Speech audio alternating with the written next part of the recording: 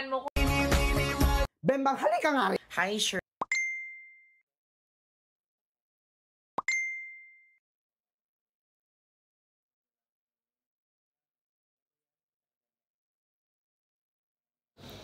Ay, utang na naman. Kung pahihiramin ko siya, makakabayad kaya siya on time? At kailangan ko ba siyang i-remind araw-araw? Super awkward naman.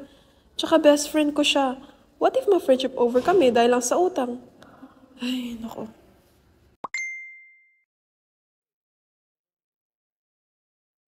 Oh, ano na naman? Bes, alam kong hesitant kapag pera na pag-uusapan. No, paano mo nasabi? Malamang magkaibigan tayo. Nababasa ko nga utak mo kaya nag-chat lang tayo eh. At nag-feel ko, hindi mo ko papareme ng pera. Pero, advance ako mag-isip. Sige nga, ano yon? Nung isang araw kasi, habang na-scroll ako sa Facebook, may nakita kong video tungkol sa debt tracking app.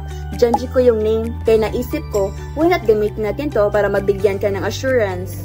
Anong klase assurance naman yan? Una sa lahat, hindi mo na kailangang i-remind kung kailan ako magbabayad. Kasi, may automatic reminder na ang app. Meron ding ledger na nagtatrack ng lahat ng payments, kaya sure na walang abala sa'yo. Ang pinakamaganda pa dito ay may credit rating ako kapag on time ako magbabayad. Pag ganito, mas ganaan ako magbayad ng utang. Kasi, next time na manghiram ako ng pera ng iba, nakita nila yung credit rating ko at ayoko na mga pahiya kong ganun. Totoo ba talaga yan?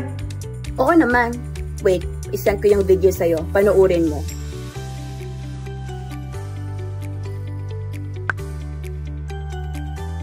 Ang aming app ang magsisilbing digital contract mo. Mayroon itong repayment ledgers para iwas sa anumang away at sumbatan.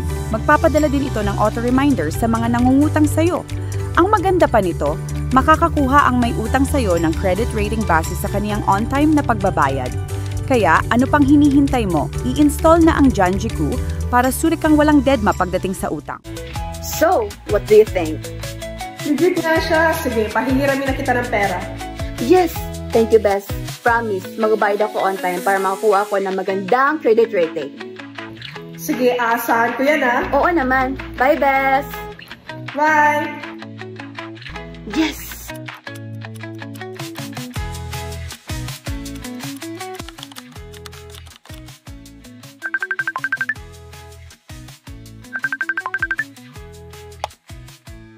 Hello, Bes. Hi, Bes. Magbayad ako today. Ay, hala, okay lang. Hindi pa naman 1 week. Hindi, Bes. Magbayad talaga ako.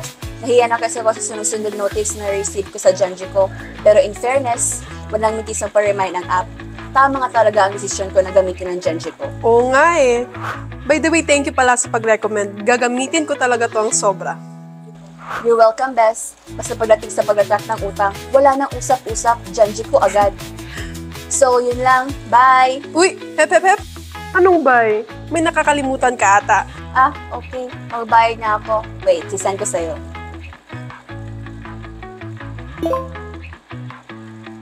Send na, Bes. Peace tayo. Bye! Bye-bye!